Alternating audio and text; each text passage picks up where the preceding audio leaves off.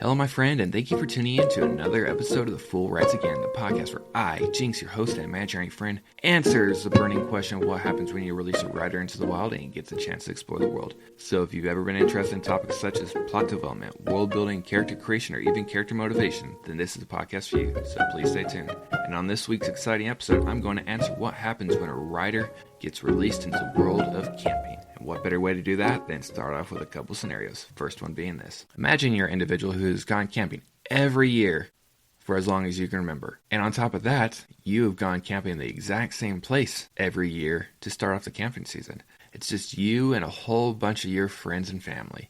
And you look forward to this trip every single year. You go all out for it. You get all the food you can. You get the different clothes you need to pack because you're not sure how the weather's going to be, whether it's going to be rainy or snowy, sunny, and hot.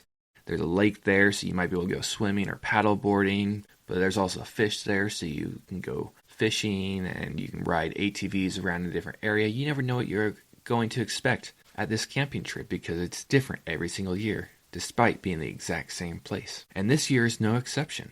You get there, your entire group of friends get there with their trailers and tents, and you circle up and you have this giant camp spot. And everything is going perfectly. The weather is nice, it's hot, there's no clouds in the sky. Each morning you wake up to a fantastic sunrise, and then each night you have a fantastic sunset. And one of these days you're out there camping. You're gathered around the fire with your entire group of friends, all talking and drinking and having s'mores and all this. And you walk away for a minute, you come back and you realize, okay, there's less people here, so some people must have gone to bed. You walk away again to go to the restroom, you come back and more people are gone. Gradually, as the night goes on and on and on, more and more people keep disappearing until you are the only person left at the fire. And you decide you don't want to stay up any later and you really don't want to tend to the fire anymore. So you put the fire out and you go to bed. Now you wake up the next day, you get out of your tent and you see that there's no one else there. In fact, every other tent and trailer has been abandoned. You are the only one left in camp. What happens next? If that's not the scenario for you, how about this one instead? Imagine you're an individual who has gone camping out in the middle of nowhere. You've been tired of being cooped up in the city, surrounded by buildings and all these different strangers, that you need some peace and quiet and nature. So you find your little special spot in the forest. You bring your fishing gear because what better way to enjoy nature than sit by a lake in the forest where no one is and fish. You don't care if you catch anything. You just like the solitude and the peacefulness that the activity brings you. And after a couple hours of sitting there at a lake with your line in the water, you actually feel something tug it. You start pulling, and you start reeling in, and it's very difficult to reel in what is on the other side of your line. You are excited, you're standing up and trying to reel this in and fighting what you assume to be a monster on your line. And you don't want the line to snap, so you're being careful. You're letting the line go out, you're reeling it back in, and you're putting up a good fight. The fish is putting up a good fight. And eventually, you've won the fight. And the creature on the other side of the line starts to emerge from the water. And you realize it truly is a monster. It is not a fish you have ever seen before. What happens next? And if you don't like that scenario, I've got a third one. Imagine you're an individual who's been camping for the last couple days, and you've made it a point to try to wake up every morning to see the sunrise. But you've had a problem. You've stayed up way too late every single night that you have not been able to actually watch the sunrise. So you decided to fix that. The only way you know you're going to fix that is just to keep staying up until the sunrise. You're not going to bother going to sleep. So you're there around your campfire and everyone else has already gone to bed.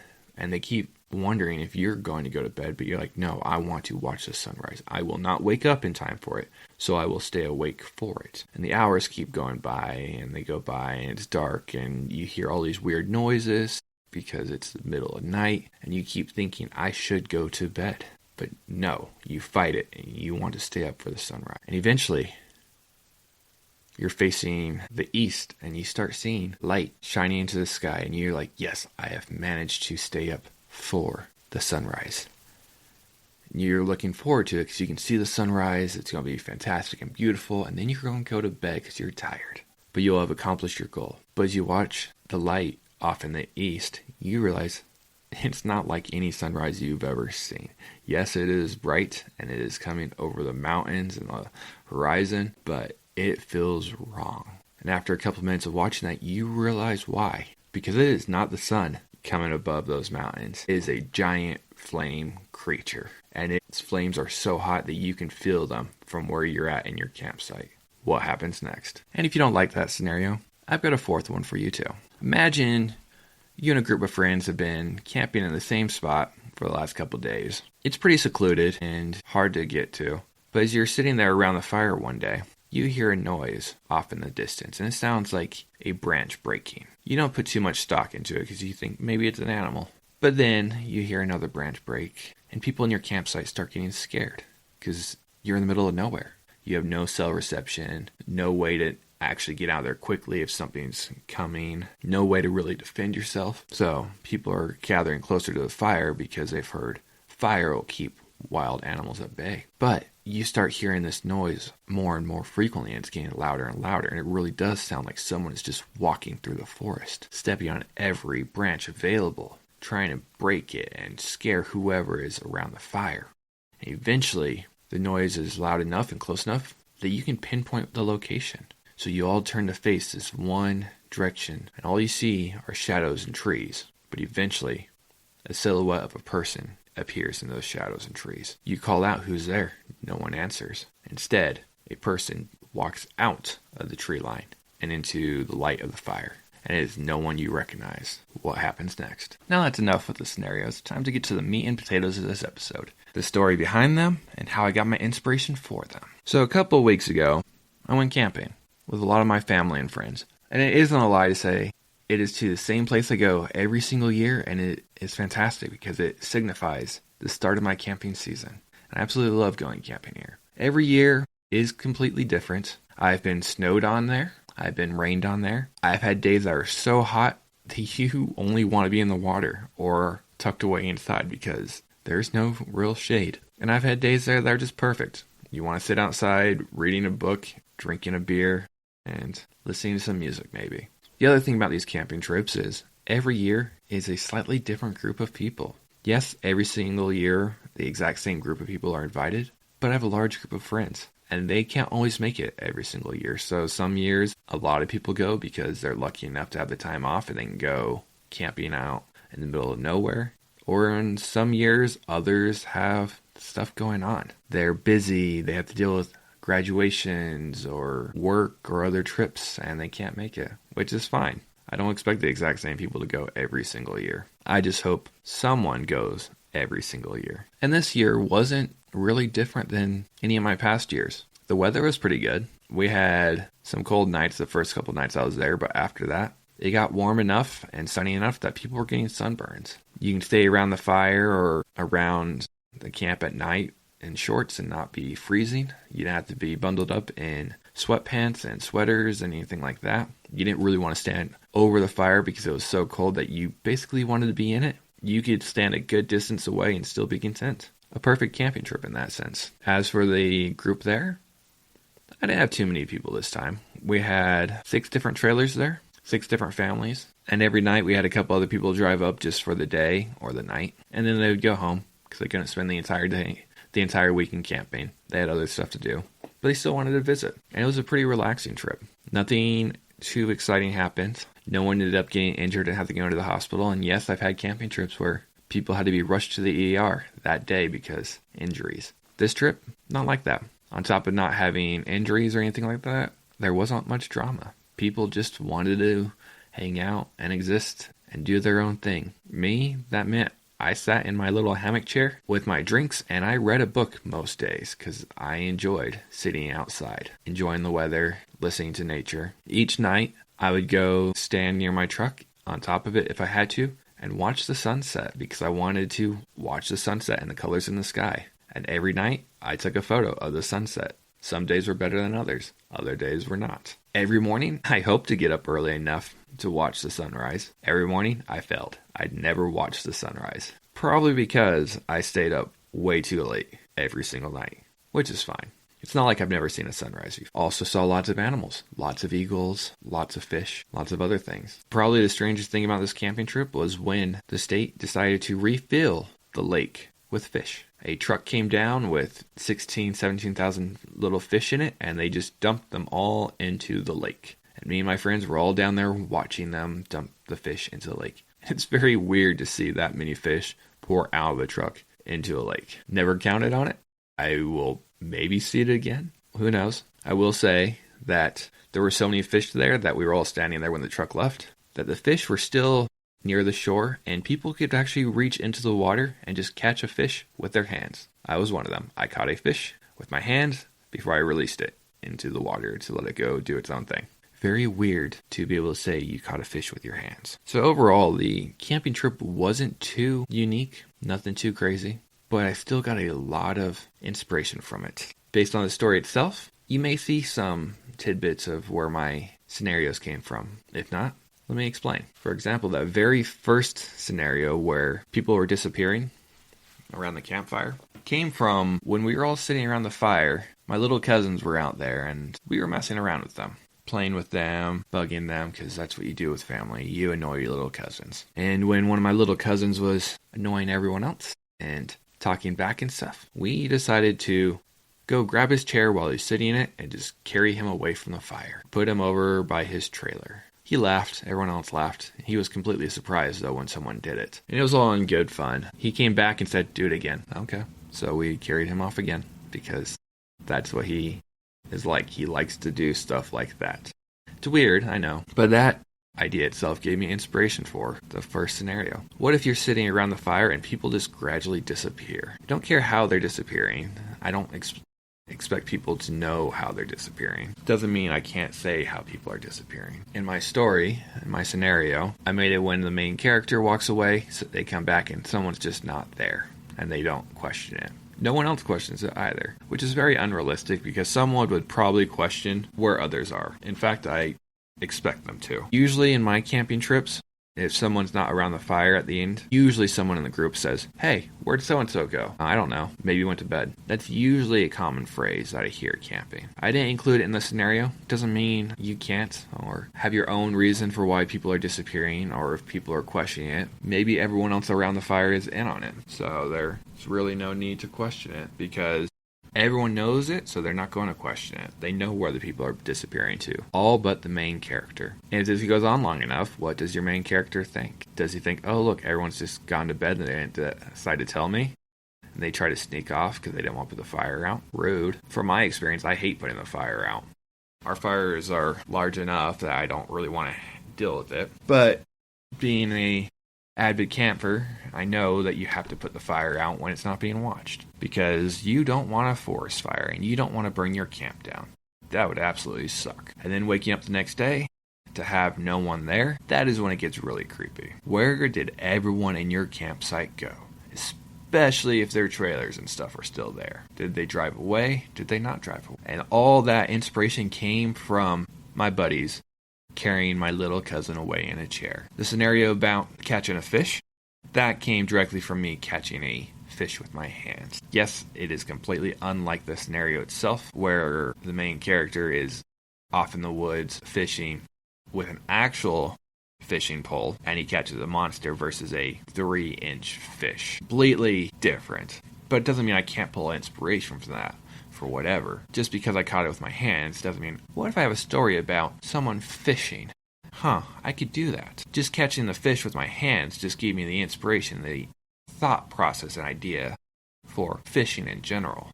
What if someone catches something they didn't intend to catch? What if someone caught something using a method they didn't realize they could use to catch something else? When you use a fishing pole, you expect to catch a fish. You do not expect to catch a monster like your hands. You expect to be able to pick up a rock or seashells with your hands. You don't expect to actually catch a fish with your hands.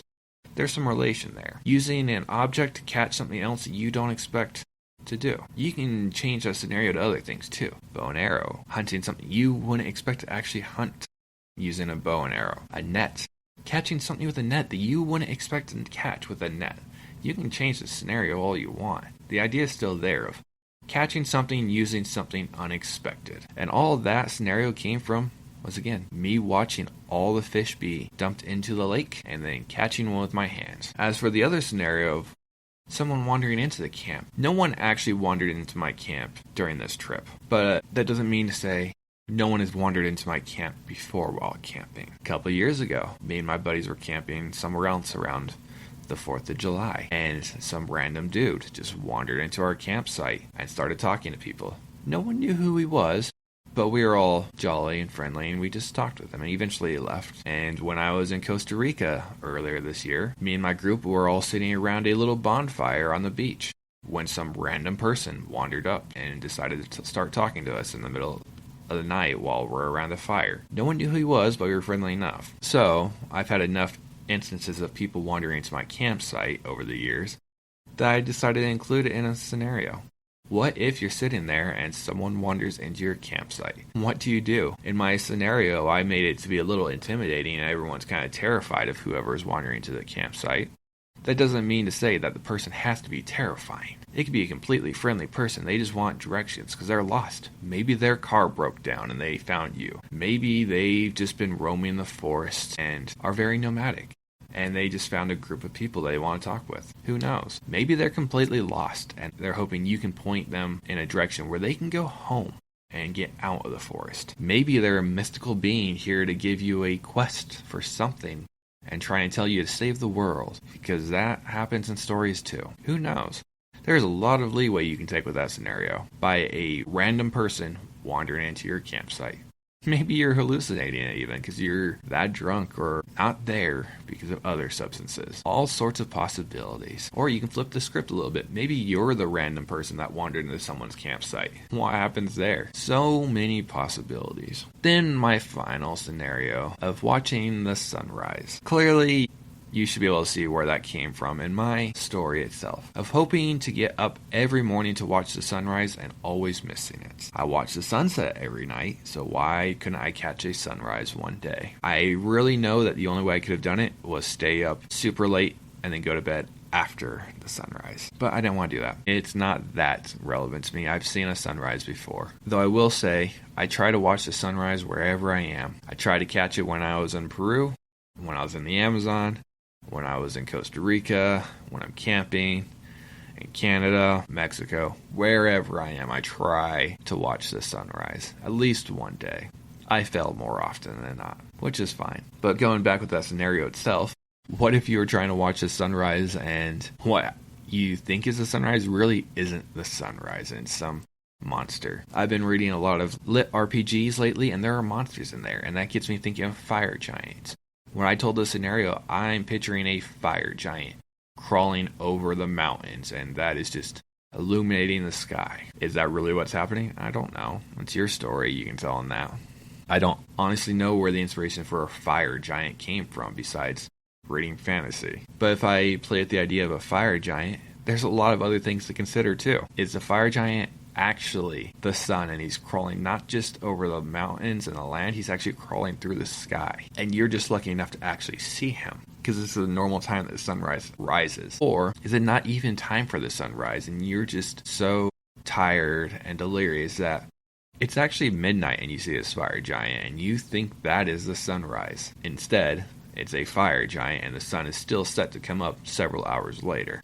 A lot of possibilities there when you introduce a random monster emanating what you think would be a natural phenomena. If you're not fully conscious or aware, you might think it really is the sunrise, and you might not think to wake everyone else up because there's a monster here. But that gives you leeway with the times. Is it the normal time for it? Is your character just not aware of the time because he's tired? These are all good questions to ask if you're doing a story and gaining inspiration. Nothing's written in stone that what you're talking about has to be told at the exact same time. The sunrise tends to happen between certain hours, and those hours, the sunrise changes every day. It's not the exact same time every single day. It's just later in the day. It's just earlier in the day. And if your character's not aware of when the sunrise really is, they'll see something and they can assume it's just the sunrise and not super early or super late, because maybe this fire monster actually ate the sun and there is no sunrise anymore because the sun is gone. What happens? What happens if the fire monster sees you? Is he coming for your camp? Is he going in a straight line? Is he crawling through the sky, or is he going to turn around? So many possibilities arise just from that scenario itself. And the only reason I have this scenario is because I like the idea of trying to watch the sunrise when I was camping. I hope it's becoming apparent from listening to these podcasts that you can pull inspiration from anywhere. And really, it's a matter of just paying attention to wherever you are and asking the right sorts of questions. A lot of the questions are, what would happen? What if? Why? Those are huge questions to ask, but it's always good to ask questions like, when? Is it really? What would I do? These are good questions to ask too, because they just give you more motives for what your characters can be doing. And it's also very feasible to just flip the script. Like my scenario of people walking into camp, you can play that from either direction. What if you were at one of the campers and someone walked into your camp? Or what if you were wandering through the woods and you walked upon a random camp? What would happen? But this isn't to say you can't flip any of the scripts. The one where you're fishing, I made it out to be, what if you're the fisherman catching a monster? But you can flip that script too. What if you're randomly swimming and you get hooked by some fisherman's line and hook? What would you do? What happens in that scenario? So many possibilities, either by asking the right questions or asking the right questions and flipping the script and then asking more questions. There is so much leeway when it comes to writing, and you can get so many story ideas just from watching the world around you. And I think that's one of my favorite things about writing lately, is that I pull so many ideas from everything. I can go to the grocery store and I pull an idea. I can go camping and I pull an idea. Go surfing, I pull an idea. I can go to a concert and pull an idea. I can be driving to work and pull an idea. Not all of them are good ideas, and they don't have to be. As a writer, you have to give yourself permission to write badly. So some of these other random ideas, it doesn't hurt to just play around with them for a minute just to get your mind off your major writing. Maybe you write a little short story, flash fiction about driving to work or trying to watch the sunrise. That story doesn't have to go anywhere, but it can still be used as practice for you. Or maybe by writing something like that, it will free up your mind to give you the clarity you need to write your real story that you really want to work on. I ask you, my friend, next time you're out and about, try to get some inspiration from whatever you're doing. With that being said, though, it's getting to that point of the episode we're at the call of the day. Though before I do, I have a writing prompt for you. Write a story about an individual who tried to stay up and watch a sunrise, but ended up finding a monster instead. I don't care the genre, whether it's horror, fantasy, romance, or action. And I don't care the format, whether it's flash fiction, poetry, a journal entry, or even a song. As always, all I really care about is you have fun with it and make the most out of it. But now really it's time for me to go. So if you like the content of this week's episode, please give me a follow. And if you want any more content from the Jinks'd world, visit my site at jinksdworld.com. That is JINKSDWORLD.com. Until next time, have fun writing.